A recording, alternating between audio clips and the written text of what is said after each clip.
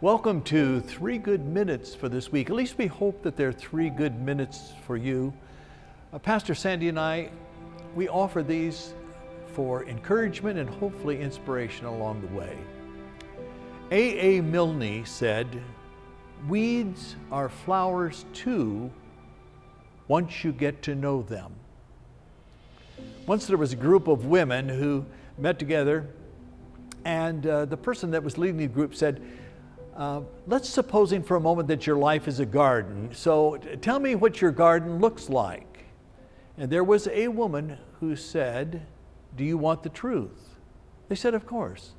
She said, "There are a lot of weeds in my garden." That brought silence to the group.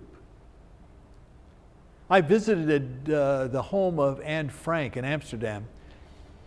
And you know the story already of how the Nazis took over the entire country. People were encouraged by some leaders to write down in diaries their experience so that the future generations might know the truth about what they have suffered. And Anne Frank wrote in hers, "In spite of everything, I still believe that people are really good at heart."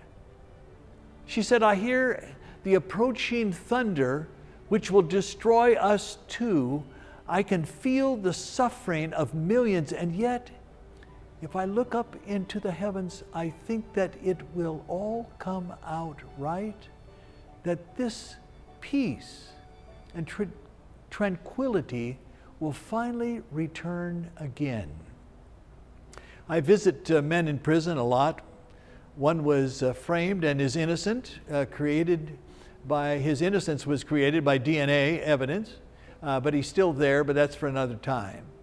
Most are there for crimes they confessed. Our laws seek to prune out them. Prisons punish, they don't rehabilitate. As I have come to know many inmates, I declare that Anne Frank was right. I have seen the goodness at heart of those who did things they are deeply sorry for. I have found more of God among the conversations I have had with those who are weeded out of our society. The good buried in them that you can see once you get to know them. There's an old African story about a tree that was one half evil and one half good. And so they said, well, shoot fire. Let's just chop down the evil part. And they did, and the good part died also. Now I understand the words of Jesus in the parable when weeds and wheat are said to just grow together. Don't try to separate them. Let them grow together. The point is, don't think you know how to judge good from bad.